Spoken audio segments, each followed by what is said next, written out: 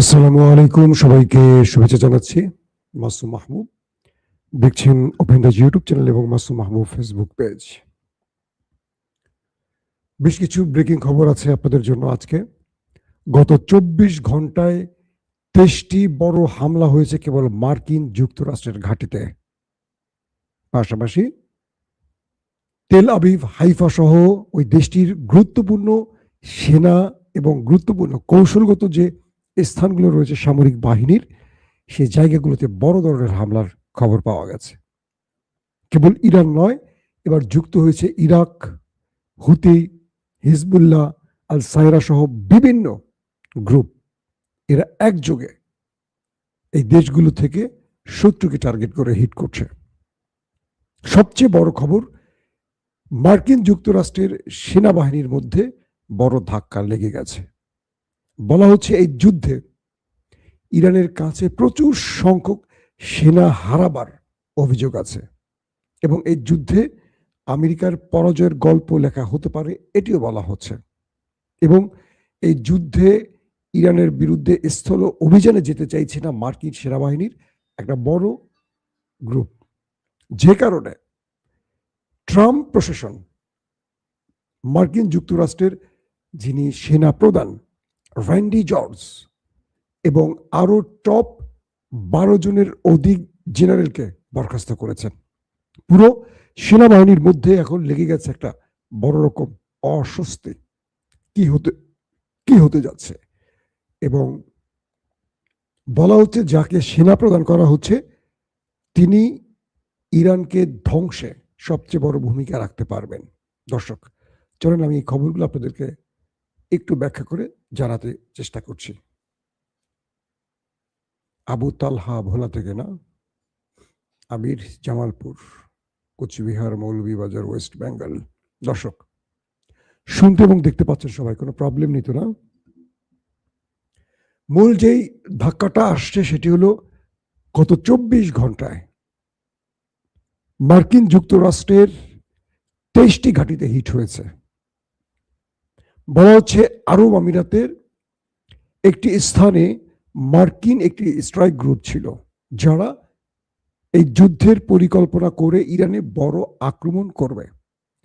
সেখানে তাদের প্রকৌশলী, অর্থাৎ আমেরিকার ইঞ্জিনিয়ার কোর সেনাবাহিনীর পরিকল্পক, অর্থাৎ যুদ্ধের যারা মূল পরিকল্পক, যে কোত্থেকে কোন পয়েন্টে হামলা করবে, পাইলট এবং সামরিক বাহিনীর উপরস্থ অফিসাররা ছিল তাদের যুদ্ধ বিমান সহ আরো অনেক কিছু। সেই স্থানে ইরান ম্যাসিভ আকারে ড্রোন এবং মিসাইল দিয়ে অ্যাটাক করে সবাইকে ওপারে পাঠিয়ে দিয়েছে। বলা হচ্ছে সেখান থেকে সারি সারি অ্যাম্বুলেন্স হাসপাতালের দিকে ছুটতে দেখা গেছে। তার মানে ওই স্থানে আক্রমণের পর হতাহতদের নিয়ে অ্যাম্বুলেন্সগুলো ছুটে গেছে। এই দৃশ্য যারা দেখেছেন তারা বলছেন ইরানের আক্রমণে সেখানে মার্কিনীদের হতাহতের সংখ্যা অনেক বেশি হবে। এটি আরব আমিরাত। একই সঙ্গে কুয়েতেও মার্কিন ঘাঁটিতে হিট হয়েছে।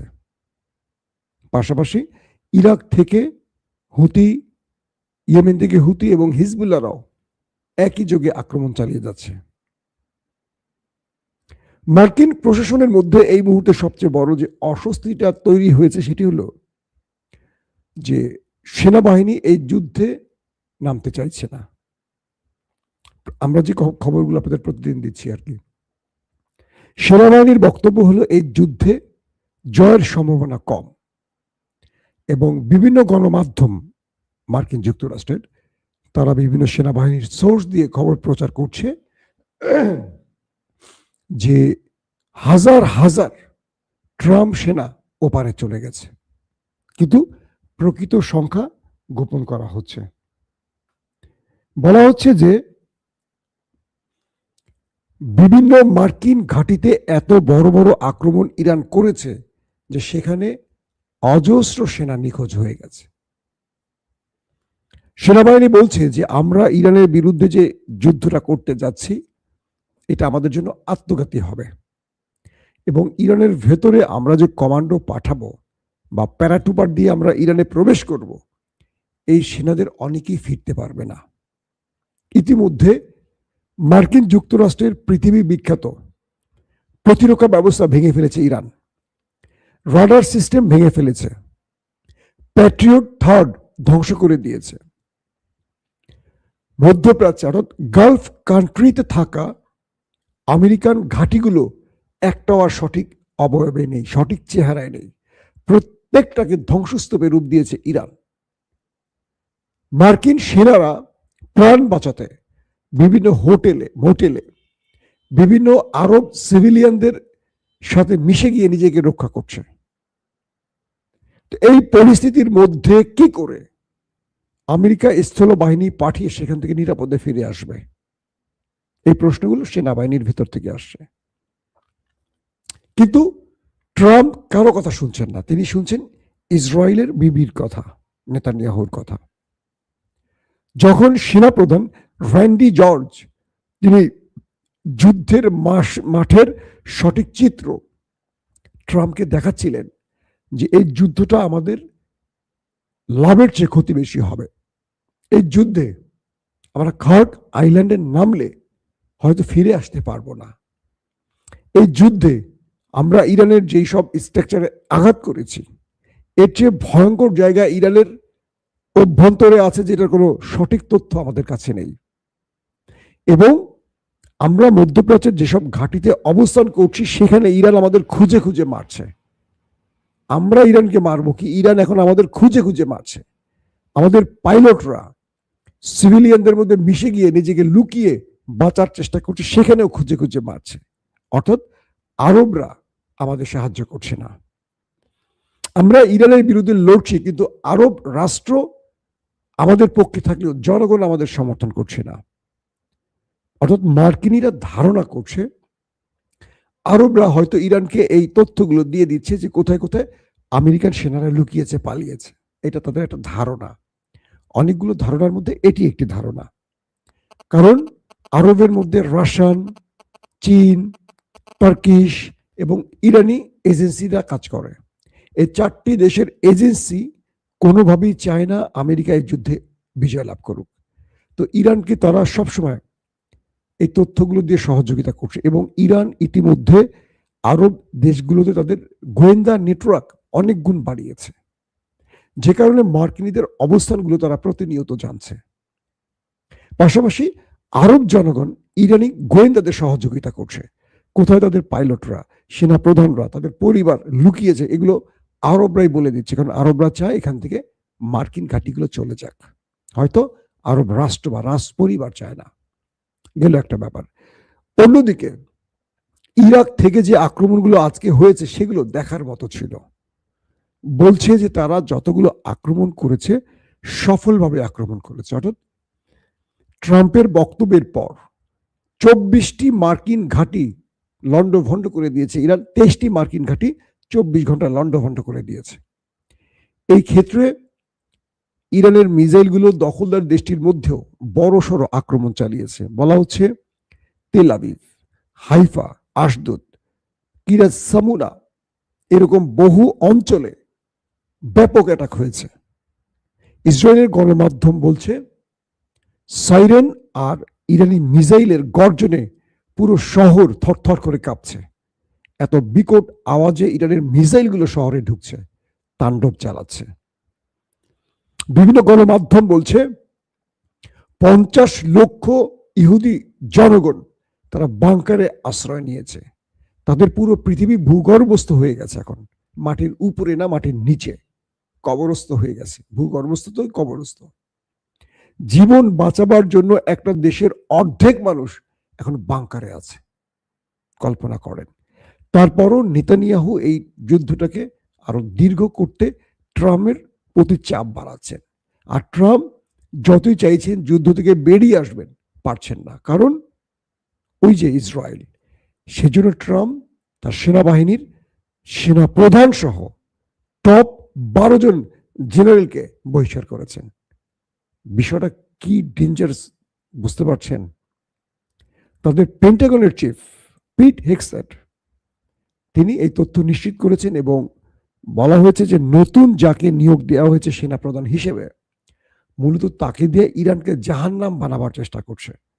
সূত্রগুলো বলছে যে এই সেনাবাহিনী ট্রাম্পের নির্দেশ সঠিকভাবে পালন করছিল না। তারা বলছিল এই যুদ্ধ আমাদের নয়, এটি ইসরায়েলের। তারা বলছিল এই যুদ্ধে আমাদের হাজার হাজার সেনা মারা গেছে, ওই 13 জনই বলতেছে আমেরিকা, কিন্তু প্রকৃত সংখ্যা হাজার হাজার, অগণিত। তো এই যুদ্ধে আমাদের পুরোটাই লস। তো সেই জন্য ট্রাম্পের নতুন সেনাপ্রধান যাতে ইরানে একটা কসাইখানা খুলতে পারে, তার জন্য নতুন সেনাপ্রধান নিয়োগ দেওয়া হয়েছে। প্রশ্ন হলো যে সেনাপ্রধান এতদিন যুদ্ধ পরিচালনা করেছেন বা তার যে সেট আপ তৈরি হয়েছে ওয়ার্ল্ড ওয়াইড, হঠাৎ নতুন সেনাপ্রধান পারবে সেটা কন্ট্রোল করতে? একটা দেশের সেনাপ্রধান তার নিজের নেটওয়ার্ক নিজের মতো তৈরি করেন, এখানে প্রেসিডেন্টরা কিছু করতে পারেন না। তো যেই ব্যক্তিকে সরিয়ে দেওয়া হয়েছে জর্জ কি র্যান্ডি জর্জ, তার জায়গায় যিনি বসতেন তার কমান্ড কি সবাই ঠিকমতো শুনবে? যুদ্ধের এই পর্যায়ে এসে ডোনাল্ড ট্রাম্প যে পাগলামিটা করলেন, এটার অনেক বড় মাসুল তাকে এখন দিতে হবে। কনফার্ম তাকে অনেক বড় মাসুল দিতে হবে। প্লাস ইরানকে অনেক সতর্ক থাকতে হবে, কারণ এই ব্যক্তিকে দিয়ে ইরানে বড় রকম অঘটন ঘটাতে চাইবে এখন ট্রাম্প। ইতিমধ্যে ট্রাম্পের সমালোচনা করে 1 কোটি মানুষ যে রাস্তায় নেমেছিল ট্রাম্প বিরোধী, সে আন্দোলনে জনগণের সাথে দাঁড়িয়েছিলেন দেশটির অ্যাটর্নি জেনারেল, তাকেও বহিষ্কার করা হয়েছে। ট্রাম্প পুরো পাগল হয়ে গেছেন। আমার গলা কিন্তু বসা, দর্শক, জ্বর ঠান্ডার জন্য গলা বসে গেছে, খুব প্রেশার দিয়ে কথা বলতে হচ্ছে আমাকে, সাউন্ড বেরোচ্ছে না ঠিক মতো। তো এখন এই পর্যায়ে এসে ট্রাম্প সব এলোমেলো করে ফেলছেন। একদিকে ইরান মার্কিন ঘাঁটিগুলোকে লক্ষ্য করছে, খেয়াল করেন, বন্ধ করেনি, বড় সড়ো ক্ষতি করছে মার্কিন। তাদের F-15 খেয়েছে, F-16 খেয়েছেন, F-80 খেয়েছে, F-35 অ্যাটাক করে ধ্বজভঙ্গ করে দিয়েছে। আব্রাহাম লিঙ্কন পালিয়েছে, তাদের জেরার্ড ফোর্ড পালিয়েছে, আসছে জর্জ ডব্লিউ বুশ, এটাও নিরাপদ দূরত্বে গিয়ে আল্লাহ ইয়ানফসি করছে। তাদের গতকালকে ডিস্ট্রয়ার খেয়ে ফেলেছে, তাদের মিসাইল খেয়েছে, তাদের ড্রোন খেয়েছে, রিপার, MQ-9 রিপার। তাদের কোন জায়গায় ইরান হাত দেয়নি? মার্কিন যুক্তরাষ্ট্র তার সবচেয়ে বড় পরাজয়ের মুখে দাঁড়িয়ে আছে ডোনাল্ড ট্রাম্পের গোয়ার্তমির জন্য। কে বলছে? মার্কিন গণমাধ্যমগুলো। এই পর্যায়ে ইরান তার শক্তি বৃদ্ধি করছে, হামলা বৃদ্ধি করছে, যাতে করে ট্রাম্পকে অল্প সময় ভাঁজ করে ফেলতে পারে। ট্রাম্পকে সময় দিলে ট্রাম্প পরবর্তী আঘাতটা অনেক শক্ত বা অনেক জোরালো করবে, এটা ইরান বোঝে। এবং ইরানকে সামগ্রিকভাবে সব দিক থেকে সহযোগিতা করছে চীন এবং রাশিয়া। এবং হরমুজ প্রণালী নিয়ে যে তথ্যটি আসছে সেটি হলো, হরমুজ থেকে মার্কিন, ইসরায়েলি বা আমেরিকার বন্ধু কাউকে পতাকাবাহী কোনো জাহাজকে ঢুকতে বের হতে দেয়া হচ্ছে না। কেবল ইরান জানিয়ে দিয়েছে সেই সব দেশকে অনুমতি দেয়া হবে যারা ইরানের অনুমতি চাইবে, এবং ইরান তাদেরকে অনুমতি দেওয়ার পর তারা যেতে পারবে। তো বলা হচ্ছে কিছু কিছু জাহাজ 20 লক্ষ মার্কিন ডলার দিয়ে এখান থেকে বেরিয়েছে, অর্থাৎ টোল আদায় করে। বলা হচ্ছে ইরান যুদ্ধ শেষে যখন স্বাভাবিক হবে হরমুজ প্রণালী, এবং এখান থেকে নিয়মিত টোল আদায়ের মাধ্যমে ইরান বছরে 100 বিলিয়ন মার্কিন ডলার আয় করবে। বাংলাদেশে এই মুহূর্তে রিজার্ভে আছে কত? 16 থেকে 20 বিলিয়ন, একটা দেশ, পুরো দেশের রিজার্ভ। আর ইরান বছরে কেবল হরমুজ প্রণালী থেকে 100 বিলিয়ন মার্কিন ডলার আয় করবে, এবং এটি ইরান চালু করবে। ইরান বলে দিয়েছে হরমুজ প্রণালী আর আগের পর্যায়ে ফিরে যাবে না। এটা এখন সবার জন্য কি টোল দেয়া বাধ্যতামূলক করা হয়ে গেছে, এটা ইরানের বিল পাস হয়ে গেছে। তার মানে এই যুদ্ধে ইরান বছরে 100 বিলিয়ন আয় করার রাস্তা পেয়ে গেছে। এখন আমেরিকা নিষেধাজ্ঞা দিয়ে কি করবে? যে দেশ কেবল বছরে 100 বিলিয়ন টাকা আয় করতে পারে, সেই দেশ আগামী দিনে কি ভয়ঙ্কর অস্ত্র বানাতে পারে চিন্তা করেন। তার অর্থনীতি কোথায় গিয়ে ঠেকবে? এবং অনেকে এবার ইরান থেকে তেল নেবে, কারণ তারা জানে এই যুদ্ধের পর ইরান থেকে তেল নিয়ে তাদের জন্য অনেক সহজ এবং সুবিধার হবে। আরবের থেকে না নিয়ে তারা ইরানে মুভ করবে, অর্থাৎ সবকিছু মিলে এই যুদ্ধে এখন পর্যন্ত আমেরিকার লসটাই দেখা যাচ্ছে, ইরানের লাভটাই দেখা যাচ্ছে। দর্শক, এখনকার মতো বিদায় নিচ্ছি। ইনশাআল্লাহ আজ সন্ধ্যায় আবারও আসার চেষ্টা করব লাইভে। সবাই আমার জন্য দোয়া করবেন। প্রত্যেকে ভালো থাকবেন। আল্লাহ হাফেজ।